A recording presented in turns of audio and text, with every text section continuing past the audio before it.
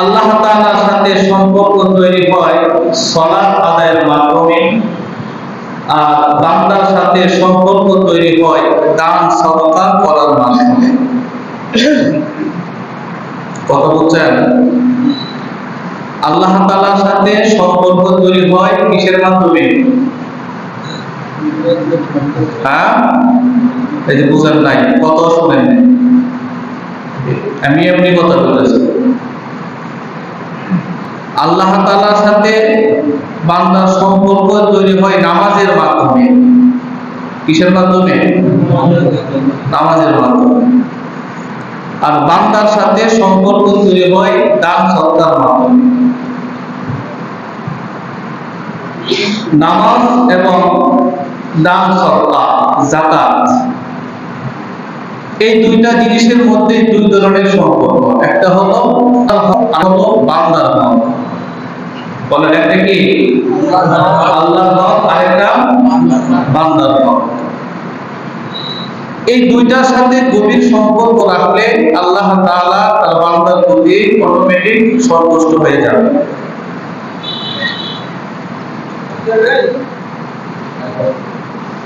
কুরআনুল কারীমে আল্লাহ তাআলা প্রায় ৮২ জায়গাতে নামাজের কথা বলছেন, সালাত আদায়ের কথা বলছেন। এর পাশাপাশি বান্দার হক যাকাতের কথা বলছেন প্রায় ২৪ জায়গায়। আমরা কথায় কথায় নামাজের পরে রোজার কথা বলি, নামাজ রোজা বলি কিনা? নামাজ রোজা, কিন্তু কোরআনের ভাষা হলো নামাজ যাকাত, সালাত যাকাত, সালাত যাকাত। তার মানে সালাত আল্লাহর হক আর যাকাত বান্দার হক। তার মানে আল্লাহ তাআলার যেমন হক আদায় করা লাগবে, বান্দারও হক আদায় করা লাগবে। আল্লাহ তাআলার হক কি? আল্লাহ তাআলার হক হলো বান্দা আল্লাহ তাআলার হুকুম পালন করবে। নামাজের হুকুম দিয়েছে, নামাজ আদায় করবে। রমজানুল মুবারকের সিয়াম পালন করার হুকুম দিয়েছে, বান্দা সিয়াম পালন করবে। হজ পালন করার হুকুম দিয়েছে, বান্দা হজ পালন করবে। আবার যাকাত আদায় করার হুকুম দিয়েছে, বান্দা যাকাত আদায় করবে। এই যাকাত বিষয়টা আসলে কি? আল্লাহ তাআলা যাকাতের বিষয়টাকে এত গুরুত্ব কেন দিলেন? মুফাসসিরিনে কেরাম বলছেন যে সুষ্ঠুভাবে যাকাত আদায় করা ছাড়া কোনো ব্যক্তির নামাজ কবুল হতেই পারে না। তার মানে নামাজ কবুল হওয়ার একটা অন্যতম শর্ত হলো তাকে যাকাত ফরজ হইলে যাকাত আদায় করতে হবে।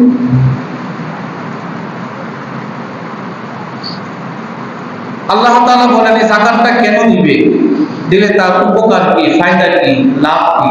মানুষ তো সবকিছু তার লাভের জন্যই করে। ব্যাংকে টাকা রাখে কিসের জন্য? লাভের জন্য। কোথাও টাকাগুলো ইনভেস্ট করে, ব্যবসায়িক কাজে হোক, যে কোনো কাজে হোক, টাকাগুলো ইনভেস্ট করলে কোন উদ্দেশ্যে করে? লাভের জন্য করে। আল্লাহ তাআলা বলেন এই যে যাকাতগুলো বান্দা দিবে, এগুলো বান্দা অনর্থক দিবে না, এর মধ্যেও বান্দার লাভ আছে। সুবহানাল্লাহ। বাহ্যিকভাবে বান্দা দেখতেছে তার পকেট থেকে কিছু টাকা চলে যাচ্ছে, তার সঞ্চয় করা সম্পদ থেকে কিছু সম্পদ কমে গেছে, কিন্তু আল্লাহ বলেন এটা আসলে কমে না, এটা বান্দার সম্পদকে আরো বৃদ্ধি করে দেয়। সুবহানাল্লাহ। রব্বুল আলামিন বলেন ওয়া আকিমুস সালাতা ওয়া আতুয যাকাতা ওয়া মা তুকদ্দিমু লিআনফুসিকুম মিন খায়রিন তাজিদুহু ইনদাল্লাহ। রব্বুল আলামিন বলেন বান্দা আকিমুস সালাত, তুমি সালাত কায়েম করো, আতুয যাকাত, যাকাত আদায় করো, ওয়া আকরিদুল্লাহ করদান হাসানা, আল্লাহ তাআলাকে কর্জে হাসানা দাও, আল্লাহ তাআলাকে ঋণ দাও, উত্তম ঋণ। ওয়া মা তুকাদ্দিমু লিআনফুসিকুম মিন খায়রিন তাজিদুহু ইনদাল্লাহ। যা কিছু আল্লাহকে ঋণ দিয়ে তোমরা পাঠাইছো, এটা আল্লাহ তাআলার কাছে তোমরা এর প্রতিদান পাবে। সুবহানাল্লাহ বলেন। দেখেন, যাকাত কারা দিবে? যারা যাকাত দেওয়ার মালিক, অর্থ সম্পদওয়ালা, তারা যাকাত দিবে। কাকে দিবে? আল্লাহকে ঋণ দিবে। আল্লাহ তাআলাকে কি দিবে? ঋণ দিবে। আল্লাহ বান্দার কাছে ঋণ চাইতেছে, মানে আল্লাহ তো অভাব নাকি? হ্যাঁ, আল্লাহ অভাবী না? অভাবী বলে কি কর? আল্লাহ কি অভাবী? আল্লাহ যে ঋণ চা বান্দার কাছে, তার মানে বান্দা দিলে আল্লাহ চলে না, চলে না, সেটা কি হ্যাঁ? আল্লাহ রাব্বুল আলামিন বান্দার কাছে ঋণ চাচ্ছে, ওয়া আকরিদুল্লাহা করদান হাসানা। তোমরা আল্লাহ তাআলাকে করজে হাসানা দাও, উত্তম ঋণ দাও। উত্তম ঋণ মানে একজন আরেকজনকে ঋণ দিবে। আল্লাহ বলেন আল্লাহকে তোমরা ঋণ দাও। আল্লাহকে ঋণ দেওয়ার অর্থ হলো আল্লাহর অধীনস্থ, আল্লাহর পরিবারের কিছু লোক আছে। আল্লাহ তাআলার পরিবারের কি আছে? আমরা যখন পরিবার আছে, আল্লাহর এমন পরিবার আছে নাকি? হ্যাঁ, নাই। আল্লাহর পরিবারের লোক কারা? আল্লাহ তাআলার পরিবারের লোক হলো সমাজের গরিব, দুস্থ, অসহায় মানুষ যারা অতি রিস্কে, এরা হলো আল্লাহর পরিবারের অন্তর্ভুক্ত। সুবহানাল্লাহ বলবেন না? যারা আহলুল্লাহ, আল্লাহর কোরআন পড়ে, যারা গরিব মানুষ, অসহায়, এরা আল্লাহর পরিবারের অন্তর্ভুক্ত। আল্লাহকে ঋণ দেওয়ার অর্থ হলো আল্লাহর এই পরিবারের লোক যারা আছে, গরিব, অসহায়, মিসকিন, এই মানুষগুলোকে ঋণ দেওয়া। তাদেরকে ঋণ দিলে কাকে দেওয়া হলো? আল্লাহকে দেওয়া।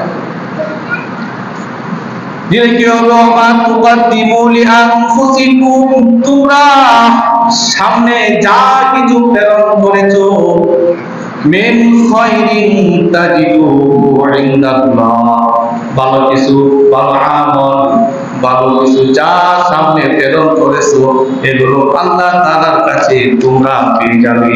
সুবহানাল্লাহ। আল্লাহ তাআলার কাছে কেউ যাকাত দিলে যাকাতের এই ফল, সুফল সে ভোগ করবে। দিবে গরিব মানুষকে, কিন্তু এর সুফলটা দিবে কে? আল্লাহ। যাকাতটা কেন দেওয়া হয়? আল্লাহ তাআলা যে যাকাত শব্দটা উল্লেখ করেছেন, যাকাত শব্দের কয়েকটা অর্থ আছে। একটা অর্থ হলো যাকাত অর্থ হলো পবিত্র। যাকাত অর্থ কি? পবিত্র। আরেকটা অর্থ হলো যাকাত অর্থ হলো বৃদ্ধি পাওয়া। যাকাতটা কেন দিবে? আল্লাহ বলেন, কুয মিন আমওয়ালিহিম সাদাকা তুতাহহিরুহুম ওয়া তুযাক্কিহিম বিহা। নবী, আপনি আপনার উম্মতের যারা টাকা পয়সাওয়ালা, যারা ধন সম্পদওয়ালা, আপনি তাদের থেকে যাকাতের মালগুলো সংগ্রহ করেন, তাদের থেকে সদকার মাল গ্রহণ করেন। কেন? তুতাহহিরুহুম ওয়া তুযাক্কিহিম বিহা। এই যাকাতের সম্পদ তাদের থেকে গ্রহণ করলে এই যাকাত গুলো তাদের সম্পদকে পবিত্র করবে এবং নিজেদেরকেও পবিত্র করবে। সুবহানাল্লাহ। তার মানে যে টাকা পয়সা আছে, সাদা টাকা, কালো টাকা আছে না নাই? সাদা টাকা অনেক সময় কালো টাকা সাদা করে বাংলাদেশের বা বিভিন্ন দেশের আইনে কালো টাকা কি করে? কথা কই না, কি করে? কেমনে করে? ওইটা অবৈধ টাকা ছিল, এটা বৈধতার সিগনেচার দিয়ে বৈধতা দিয়ে দিচ্ছে, এটা সাদা হয়ে গেছে। এরকম না বিষয়টা?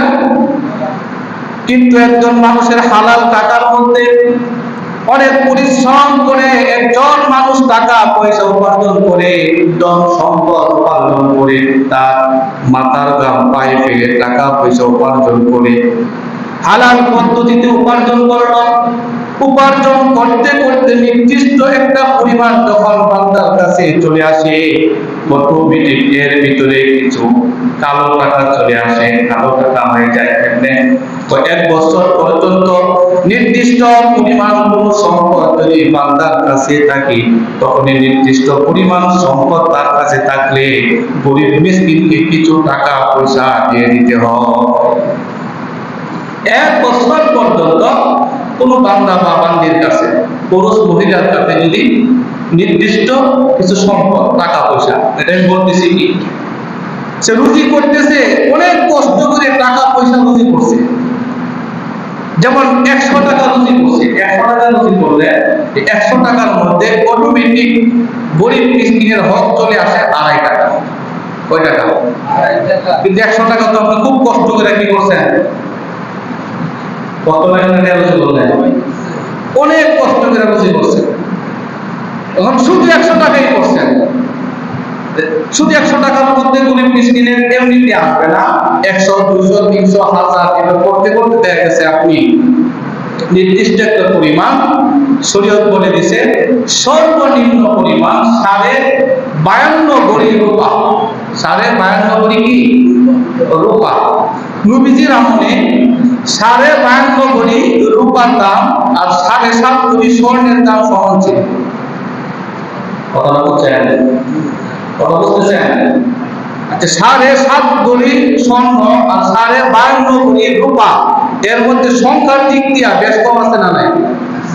হ্যাঁ, বেশ কম আছে। ওই 52.5 ভরি আর ওই 7.5 ভরি, তার মানে এই যে একটা হিসাব, ইসলামের রূপা আর স্বর্ণের যে হিসাবটা দিল, নবীজির আমলে যখন হিসাব করা হতো, 52.5 ভরি রূপার যে দাম ছিল, মনে করেন 1 লাখ টাকা, কথার কথা, 7.5 ভরি স্বর্ণের একই দাম ছিল। কথা বলছেন? কিন্তু বর্তমানে কেমন নেই, 1 ভরি স্বর্ণের দাম দিয়া 52.5 ভরি রূপার দাম হচ্ছে 20,000। হয় কি হয় না? হ্যাঁ, এখন দেখেন হিসাব মিলান। বান্দা অর্থ সম্পদ উপার্জন করবে হালাল পদ্ধতিতে, কি পদ্ধতিতে? হারাম পন্থায় কোটি টাকার মালিক হইলেও সে যাকাত তার উপর হবে না। হারাম পন্থায় সুদ খায়া, ঘুষ খায়া, মানুষ ঠকায়া যে টাকা পয়সা রুজি করে উপার্জন করে, কোটি কোটি টাকার মালিক হইছে কি পন্থায়? কথা হয় না, কি পন্থায়? অসৎ পন্থায়, হারাম পন্থায়, সুদ ঘুষ খায়া, মানুষের হক নষ্ট কইরা, কাউকে জুলুম কইরা, অবৈধ উপায়ে যে সম্পদের পাহাড় করে তুলছে, তার উপরে অবৈধ টাকার উপরে কি হবে না? যাকাত। আর যাকাতটা তো সম্পদকে পবিত্র করে, কি করে? পবিত্র করে। কোন সম্পদকে পবিত্র করে? যেই সম্পদটা পবিত্র, এর মধ্যে গরিবের হক চলে আসছে, গরিবকে দেয় না।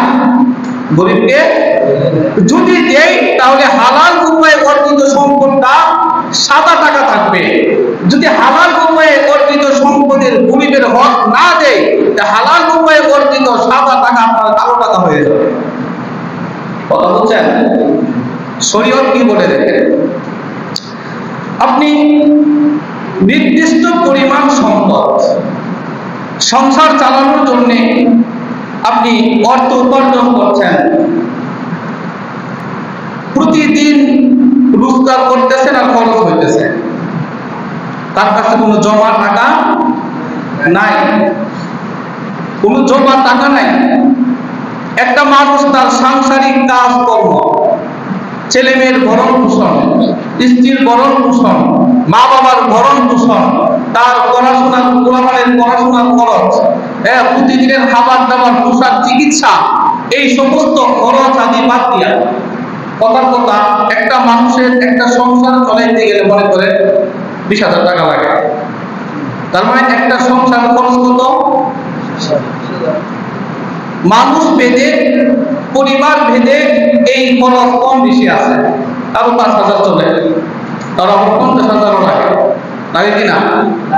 এগুলো প্রয়োজনীয় খরচ, এগুলো কি সাংসারিক প্রয়োজনীয় খরচ।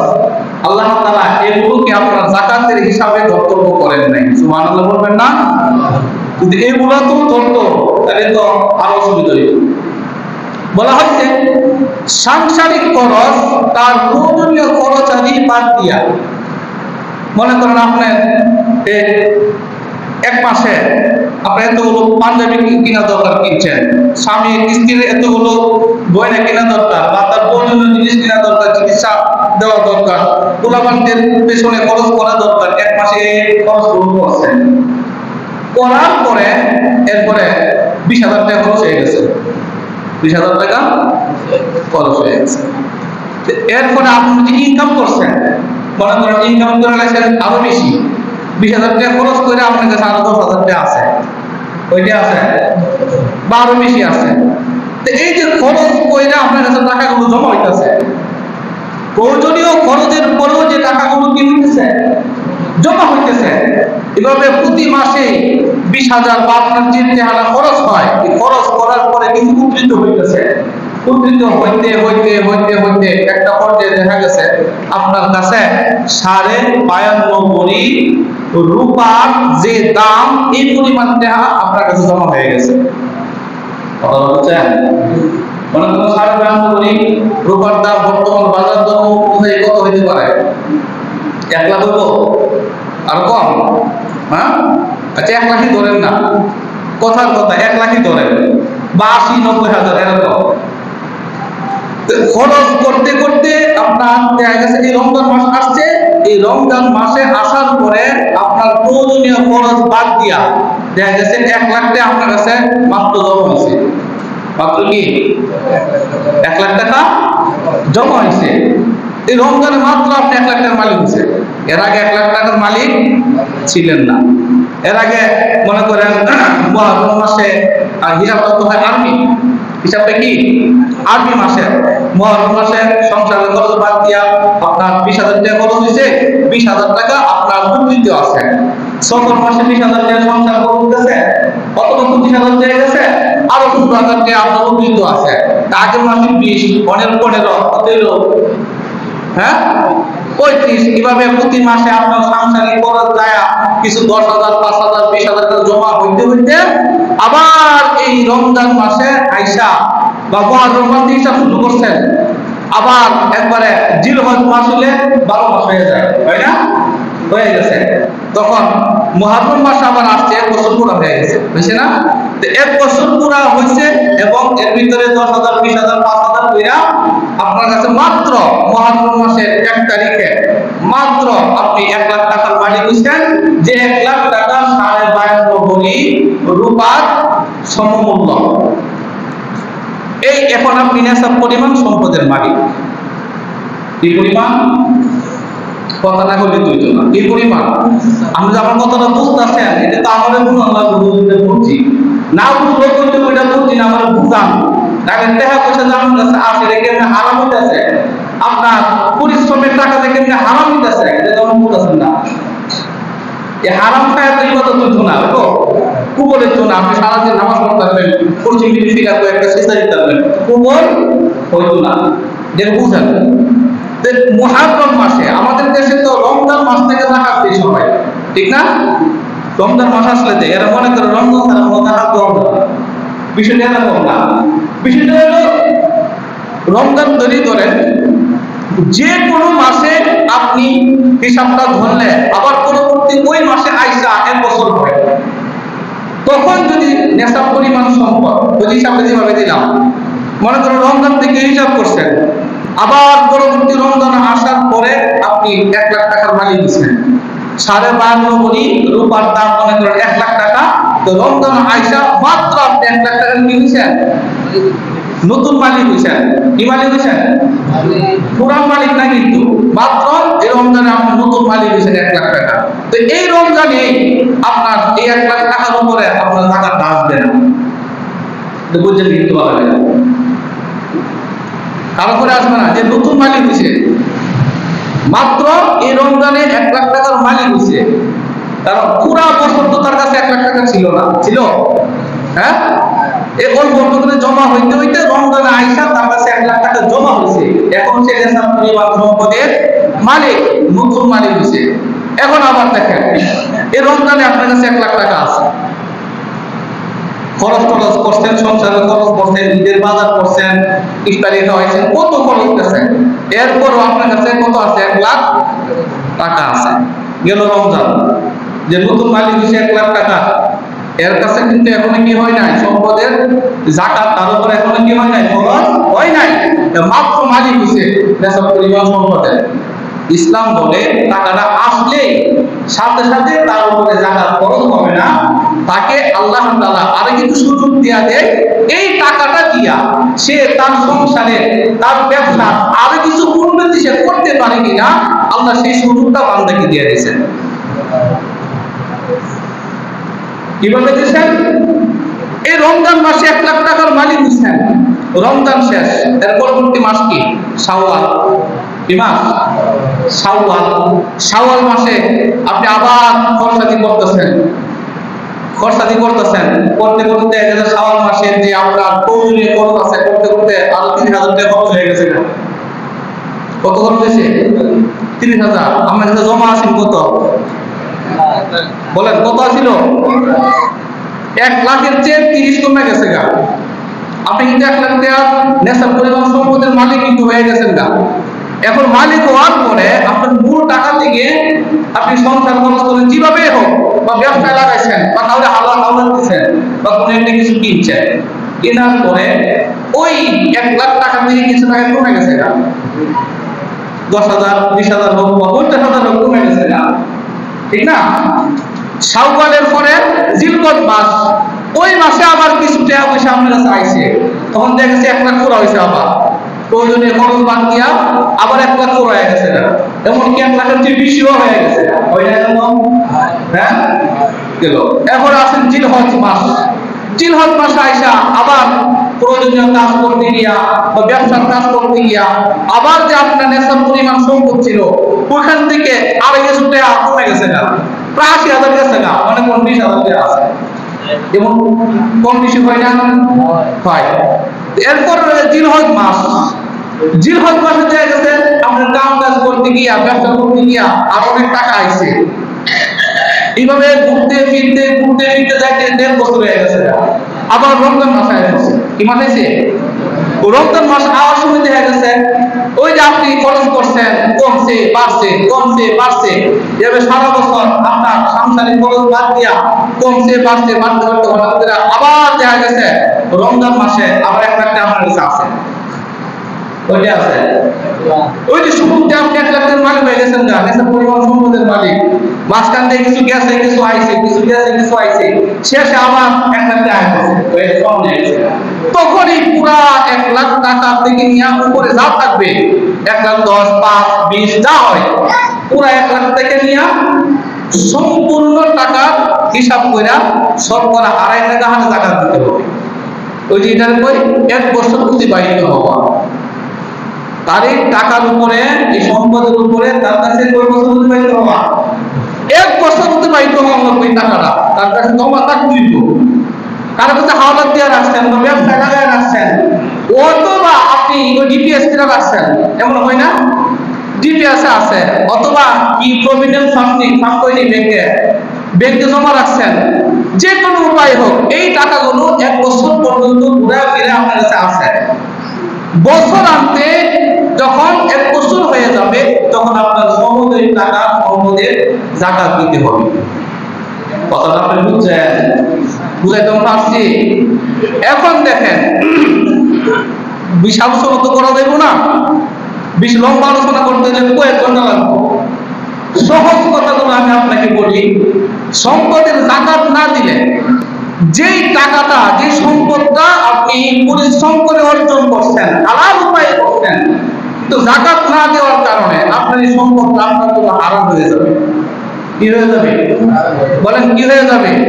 হারাম হয়ে যাবে। এখন এই যে 1 লাখ টাকা ঘুরা ফিরাইয়া বছরান্তে 1 লাখ টাকা নেশার পরিমাণ সম্পদ আপনার কাছে যে আছে 1 লাখ টাকা, এই 1 লাখ টাকার উপরে 2,500 টাকা যাকাত আছে। কত? 2,500 টাকা যাকাত আছে। এখন আপনি যদি 2,500 টাকা কিন্তু এখন আপনার না, কথা বুঝছেন? এর আগে কিন্তু আপনার ছিল, যখন 1 লাখ হয়ে গেছে তখন 2,500 কিন্তু পুরাটা আপনার না, এই 1 লাখ পুরাটা আপনার না, আপনি মালিক কত? 97,500 টাকার মালিক। এখন এই 2,500 টাকা যদি আপনার 1 লাখ টাকা থেকে বিদ্যুৎ করে আপনি গরিবকে না দেন, যাকাত তাদেরকে দেওয়া হয়, খাত আছে ওই খাতে যদি ব্যয় না করেন, আপনি না দিলেন, তাহলে আপনি জীবন আপনার জাকাতটা আপনি নিজেই খাইলেন, আপনি জাকাত করলেন। এইটা আপনার সাদা টাকা ছিল 1 লাখ, এই 2,500 টাকা না দেওয়ার কারণে আপনার হালাল টাকাটা কি হয়ে গেছে? কালো হয়ে গেছে। এই কথা বুঝছেন? হ্যাঁ, এই 2,500 টাকা জাকাতের খাতে আপনি ব্যয় না করলে, গরিব মিসকিন যারা আছে, অভাবী যারা আছে, এদেরকে না দিলে আপনার পুরো টাকাটা আপনার জন্য কি হয়ে যাবে? হারাম হয়ে। আর যদি এই টাকাটা আপনি দিয়ে দেন, এই যে টাকা 97,500 টাকার মালিক আপনি হইলেন, আপনি দেখতেছেন 1 লাখ টাকা থেকে আপনার 2,500 টাকা চলে গেছে, আল্লাহ না, এটা চলে যায় নাই, এটা আমার ব্যাংকে তোমার নামে জমা আছে। সুবহানাল্লাহ। এটা দিয়ে গরিব মানুষ এই টাকাটা খরচ করবে, কারণ প্রত্যেক ধনী ব্যক্তির সম্পদের মধ্যে গরিবের হক আছে। গরিবের কি আছে? হক আছে। এই যে সম্পদগুলো, এই সম্পদগুলো মানুষ ইচ্ছা করলেই সম্পদ উপার্জন করতে পারবে না। এখন কেউ যদি বলে আমি কালকের মধ্যে কোটিপতি হয়ে যাবো, সে পারবে না। পারবে? কিন্তু আল্লাহ তাআলা চাইলে পারবে। আল্লাহ তাআলা ইচ্ছা করলে একজন জিরোকে হিরো বানাইতে পারে, পারে কিনা? সমাজে এমন অনেক মানুষ আছে একজনে খাইতে পারতো না, যাও খায় চলতো, পরিবারের লোক বেশি, বাবা এই সন্তানের বোঝা বহন করতে করতে ভালো একটা পোশাক সে পরিধান করতে পারতো না, একবেলা খাইলে আরেক বেলা খাইবে এরকম চিন্তা তার ছিল না। এরকম একটা সময় মানুষের হয়েছে না? কিন্তু আল্লাহ তাআলা একটা পর্যায়ে তার সংসারে সচ্ছলতা দান করছেন, সে এখন টাকা পয়সা উপার্জন করছে, তার এখন ভালো একটা অবস্থান। তখন আল্লাহ তাআলা বলছে, এখন তো তুমি ভালো আছো, তোমার অবস্থান ভালো, টাকা পয়সার মালিক, আমি আল্লাহ তোমাকে যে সম্পদ দিছি, সম্পদটা দেখে তখন কে দেয়? আল্লাহ। আমি আল্লাহ তোমাকে যে সম্পদটা দিছি, ওই সম্পদ থেকে কিছু সম্পদ আমার পরিবার যারা গরিব, মিসকিন, ফকির, অসহায়, এদেরকে তুমি দান করে দাও। সব না, কিছু। কে? কিছু দিব। কিছু কি? হাজারে কত? হাজারে 25 টাকা। হ্যাঁ, আর শতকরা 2.5 টাকা। 1 লাখে 2,500 টাকা। 1 লাখে কত? 2,500 টাকা। তো এই হলো আল্লাহ তাআলার যে পরিবারভুক্ত গরিব, ফকির, মিসকিন আছে, অসহায়, তাদের জন্য। কথা বুঝছেন? এখন আসেন, এই যাকাত গুলো আসবে কোন সম্পদের উপরে? যাকাত আসবে মূলত 5 ধরনের বস্তুর উপরে যাকাত খরচ হয়। কয় ধরনের বস্তু? এই ঘুমান কেন? খেলা দর্শক করে খালি ঘুমান। শোনেন, 5 ধরনের বস্তুর উপরে যাকাত খরচ হয়। 1 নাম্বার, খেয়াল করেন, নগদ টাকা পয়সা। কি বলেন? নগদ। 1 নাম্বার কি বলেন? আবার কোন? নগদ টাকা পয়সা। 2 নাম্বার স্বর্ণ। 2 নাম্বার কি? 3 নাম্বার রূপা। 3 নাম্বার রূপা। 4 নাম্বার হলো ব্যবসায়িক পণ্য, যারা ব্যবসা করে, ব্যবসায়িক পণ্য। 5 নাম্বার পশু, গরু, বকরি, উট, এগুলো তাদের বিশাল বড় খামার থাকতো আরবে। বাংলাদেশে আছে না নাই? হ্যাঁ, এই 5 ধরনের বস্তুর উপরে যাকাতটা খরচ হয়। এখন হিসাব এতটুকু জানেন, তার উপরে যাকাত খরচ, তার উপরে খরচ না। অনেকে তালিবালি করে হুজুর আমার তো ঋণ আছে, যাকাত কি খরচ দিব? আপনি তো বুঝেন, ঋণ তা হোক আর না তা হোক, ঋণ থাকলেও আপনি বুঝেন, না থাকলেও আপনি বুঝেন। ঋণ থাকলে আপনার খরচ হবে কি হবে না, কোন ধরনের ঋণ, এটা আপনাকে বুঝতে দিব। 1 নাম্বার বুঝেন, যাকাতের সর্বনিম্ন নেশাব কি বুঝছিলাম? 52.5 কোটি রূপা। বলে বুঝিব 52.5 কোটি, এটা সর্বনিম্ন নেশাব, মানে হলো 52 কোটি রূপার বর্তমান বাজার দর যদি 1 লাখ হয় তো 1 লাখ, 80,000 হইলে 80,000। আপনার কাছে স্বর্ণ নাই কি নাই? স্বর্ণ একদম নাই, রূপা একদম নাই, ব্যবসায়িক পণ্য বা আপনি ব্যবসা করেন না, না করলে তো পণ্য নেই, ব্যবসায়িক পণ্য একদম নাই, গরু ছাগল এগুলো গরুর খাবার আপনার কি নাই, আপনার কাছে শুধু নগদ টাকা আছে। কি আছে? কত আছে? 1 লাখ টাকা। কিসের নেশা? 52 কোটি রূপার সমপরিমাণ মূল্য, এই 1 লাখ টাকা আছে। তাইলে আপনার উপরে যাকাত ফরজ। আপনার উপরে কি যাকাত ফরজ? 1 লাখ টাকার কম মানে 52 কোটি রূপার মূল্যের চেয়ে কম থাকলে যাকাত ফরজ হবে না। আবার 1 লাখ টাকা আছে, এটার উপরে 1 বছর অতিবাহিত হইতে গেল, নগদ টাকাটা বুঝছেন? তার মানে 1 লাখ টাকা যার কাছে নাই তার কি হয় নাই? যাকাত ফরজ হয় নাই। যদি থাকে তো যাকাত ফরজ হয়েছে। এখন দেখেন আপনার কাছে নগদ টাকা নাই, কি নাই? এখন আপনার কাছে কোনো রূপাও নাই, কোন রূপা নাই, ব্যবসায়িক পণ্য নাই, ঠিক আছে? শুধুমাত্র স্বর্ণ আছে 7 কোটি।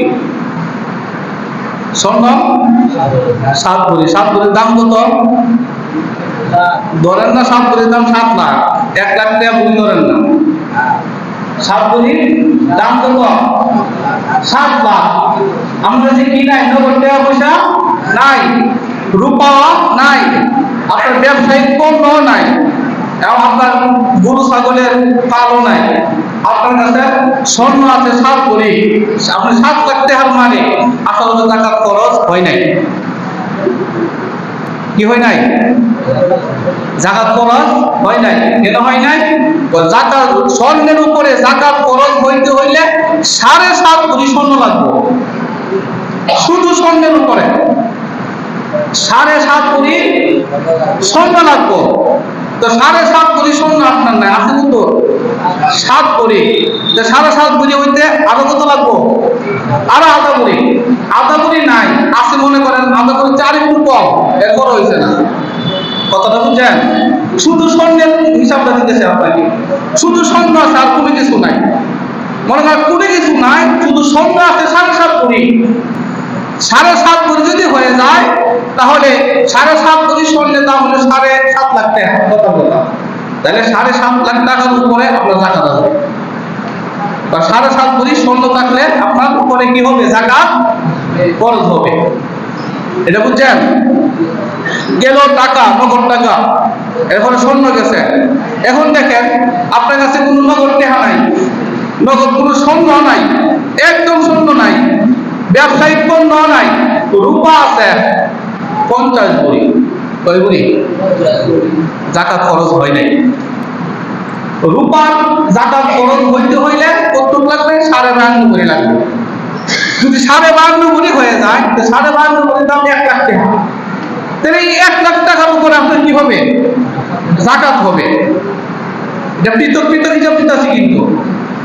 এখন দেখেন নগদ টাকা নাই, নগদ আপনার কাছে কোনো রূপাও নাই, কোনো স্বর্ণও নাই, আপনি ব্যবসা করেন, মুদির ব্যবসা, আমের ব্যবসা, কাঁঠালের ব্যবসা, যে কোনো ব্যবসা করেন, বা জমির ব্যবসা, এটা তো এলাকার বেশি আছে না নাই? জমির ব্যবসা করেন, প্লটের ব্যবসা করেন, কিছু জমি কিনা রাখছেন, এটা আমি গ্রাহক পেলে বেচবো, এরকম আছে না? বা প্লট কিনা রাখছে, এটা আমি গ্রাহক পেলে বিক্রি করবো, বা ফ্ল্যাট কিনছে, 80 লাখ টাকা ফ্ল্যাট কিনছে, গ্রাহক পেলে কি করবো? বিক্রি করবো। নগদ টাকা পয়সা স্বর্ণ অলংকার কোনো কিছু নাই, কিন্তু ব্যবসায়িক পণ্য আছে। এখন ব্যবসায়িক পণ্য যদি হিসাব করে দেখতে দিব তার দোকানে কয় টাকার মাল আছে। যদি সর্বনিম্ন নেশাব 52 ভরি রূপার সমপরিমাণ 1 লক্ষ টাকা যদি এই ব্যবসায়িক পণ্যের দাম হয়, তার উপরে যাকাত খরচ, তার উপরে কি যাকাত খরচ। আর গরু বাছুর ইয়ারা যেহেতু আমাদের এখানে নাই, গরু বাছুর আমাদের দেশে যারা পালে ব্যবসার নিয়ন্ত্রণ পালে, কিসের নিয়ন্ত্রণ পালে? তাহলে ব্যবসার পণ্য হিসেবে দ্রষ্টব্য হবে, ঠিক আছে? গেল। এখন সবাই অনেকে মনে করবে ওগুলো এত টাকা আমার কাছে নাই, বা স্বর্ণ এতগুলো নাই, রূপাও আমার কাছে এতগুলো নাই, নগদ টাকাও নাই, তাহলে তো মাশাআল্লাহ আমার কাছে জাকাতও নাই। এখন একটা হিসাব দিব, খুব ভালো করে খেয়াল করেন। এই হিসাব করতে বাংলাদেশের 95% লোকের উপরে জাকাত খরচ। খেয়াল করেন, বাংলাদেশের 95% লোকের উপরে কি খরচ? জাকাত খরচ। যদি তারাই জাকাত গুলো সঠিকভাবে দিত, তাহলে মানুষের এমন এত অভাবে পড়তো না, মানুষেরা সুদের পিছনে দৌড়তো না। যারা এনজিওরা, যারা দারিদ্র বিমোচনের জন্য এই সুদ ব্যবসার প্রচলন করছে, ঋণ দিতেছে, এই সুদ ব্যবসার কারণে বরং সুদ ব্যবসার কাম হইল গরিব থেকে নেও ধনীরে দেও। এই কথা বুঝেন, এই সুদের কাজ কি? গরিব থেকে আমো, কারে দেও? ধনী মানুষের দেও। গরিব মানুষ কি টাকা লাগাইতে পারে? টাকা থাকলে আসলে লাগাইবে। ব্যাংকের মধ্যে তো ধনীরা টাকা রাখে। তো সুদের কাজ কি? সুদের কাজ হলো গরিব থেকে আইনা ধনীরে দেও, আর জাকাতের কাজ হলো ধনী থেকে আইনা গরিবের দেও। কথা বুঝছেন? এখন যে হিসাবটা দিব, এই হিসাব অনুযায়ী বাংলাদেশের 95% মানুষের উপরে জাকাত খরচ। দেখেন, আপনার কাছে নগদ টাকা পয়সা নাই, অল্প কিছু টাকা আছে, আপনার সাংসারিক খরচ বাদ দিয়া, সংসারের খরচ বাদ দিয়া আপনার কাছে কিছু টাকা বাড়ছে, এমন হয় না? 5,000 টাকা মনে করে একটা সংসারে এবার এসে ধরো 20,000 টাকা সংসারে খরচ আছে, কথার কথা। এখন যে প্রতি মাসে 20,000 টাকা খরচ দিয়া উদ্ধৃত কিছু টাকা আছে, 20,000 টাকা উদ্ধৃত কিছু টাকা আছে, 10,000, 5,000 যাই থাকুক, কিছু টাকা আছে, কিছু স্বর্ণ আছে, কিছু রূপা আছে, কিছু ব্যবসায়িক পণ্য আছে। যে কোনো একটার সাথে একটা মিলায় যদি 92 রূপার সম পরিমাণ টাকা হয়, 1 লাখ টাকা হয়, তাহলে তার উপরে জাকাত খরচ। তারপরে কি? ওই যে বলছিলাম না যে আপনার কাছে 50 ভরি রূপা আছে, 50 ভরি কি আছে? 50 ভরি রূপার দাম মনে করেন 80,000 টাকা, আর 52 ভরি রূপার দাম মনে করেন 1 লাখ টাকা। তো 50 ভরি আছে, আর 52 ভরির জন্য 2.5 ভরির জন্য লাখার কি হয় নাই? খরচ হয় নাই। কিন্তু আপনার কাছে সামান্য একটু স্বর্ণ আছে, সামান্য একটু কি আছে? স্বর্ণ আছে। 1 ভরি স্বর্ণের দাম 50,000, আধা ভরি স্বর্ণের দাম কত? 1 ভরি স্বর্ণের দাম মনে করেন 1 লাখ, আধা ভরি স্বর্ণের দাম, আধা ভরির চেয়ে আরো অর্ধেক কমান, কত হইব? 25,000। তাইলে আপনার ওই যে 50 ভরি রূপার দাম ছিল কত? 80,000, আর আধা ভরির চেয়ে কম যে অর্ধেক এখানে যে আছে 25,000, 80 আর 25 মিলাইলে 1 লাখের উপরে গেছে কিনা? তাহলে 1 লাখ হয়ে গেছে না? তাহলে 1 লাখ হইল 52 ভরি রূপার নেশাব, তাহলে তার উপরে জাকাত খরচ। এরকম স্বর্ণ, এরকম কত রূপা ঘরে ঘরে আছে না নাই? কতক্ষণ ঘরে ঘরে আছে না নাই? তাহলে যাদের কাছে এগুলো থাকবে তাদের উপরে জাকাত কি হবে? খরচ হবে। শুধু 1 ভরি স্বর্ণ আছে আর কিছু টাকা আছে, শুধু 1 ভরি স্বর্ণ আর কিছু টাকা, তার উপরে জাকাত খরচ। এমন টাকা পয়সা, এমন কিছু স্বর্ণ, কিছু টাকা সবার ঘরে ঘরে আছে। প্রায় 95% মানুষের ঘরে ঘরে এই টাকা পয়সা গুলো আছে, তার উপরে জাকাত খরচ। কথা বুঝছেন? যাদের কাছে এই সম্পদগুলো থাকবে তাদেরকে জাকাত দেওয়া যাবে না, বরং সে জাকাত দিবে মানুষকে। কথা বুঝতে পারছেন? একটা গেল। এখন আছে ঋণ। মানুষের ঋণ থাকে। ঋণ 2 ধরনের। ওই ধরনের কিছু ঋণ আছে, লোকটা কাজ করে, সংসার খরচ চালাইতে পারে না, সংসার খরচ চালানোর জন্য কিছু ঋণ করে, আছে না? এই ঋণগুলো তার হিসাব থেকে বাদ যাবে, এটা জাকাতের হিসাবের মধ্যে আসবে না, এটা জাকাত থেকে কি হয়ে যাবে? বাদ হয়ে যাবে। আর কিছু ঋণ আছে ব্যবসায়িক ঋণ। কি ঋণ? আপনি দোকানে মাল তুলবেন, নগদ টাকা নাই, আপনি একজনের কাছে 1 লাখ টাকা হাওলাত নিয়ে বা ঋণ করে 1 লাখ টাকার মাল কিনছেন, আপনি 1 লাখ টাকার কি ঋণ, বা 2 লাখ, বা জমি কিনছেন, জমি কিনতে গেলে আপনাকে টাকা ঋণ করতে হয়, এই ঋণটা আপনি আনছেন। এই ব্যবসায়িক যে ঋণ আছে, এই ঋণটা বাদ যাবে না, কারণ এটার সম্পদ কিন্তু আপনার কাছে আছে, এটা যে আপনি লাভবান হইবেন, ব্যবসা করবেন, ওই ঋণটা আপনার থেকে বাদ যাবে না। যদি কিস্তি হয়, কি হয়? কিস্তি, ব্যবসায়িক ঋণ অনেক সময় আছে মাসে 10,000 করে কিস্তি দিতে হবে, 10 লাখ টাকা 5 লাখ টাকা সে ঋণ তুলছে, মাসে 5,000 বা 10,000 করে তার কি দিতে হয়, কিস্তি দিতে হয়। এখন এক বছরে মনে করেন 10,000 করে যদি কিস্তি দেয়, এক বছরে কয়টা কিস্তি যাবে, 1,20,000। ঋণ আনছে কত, 5 লাখ, ঋণ আনছে কত, 5 লাখ, এক বছরে কিস্তি কত, 1,20,000 টাকা বাদ যাইব, আর বাকি টাকা জাকাত আছে। এই কথাটা ক্লিয়ার হয়েছে? হ্যাঁ, তো এই বিষয়গুলো দেখেন সবার কাছে কিন্তু এই পরিমাণ সম্পদ আছে, সবার উপরে কিন্তু জাকাত, এই হিসাব করলে জাকাত চলে আসে। মেহেরবানি করে জাকাতটা দিয়ে দিবেন। আল্লাহ তাআলা আমাদের সবাইকে সঠিক বুঝ দান করুন, সবাই বলে আমিন।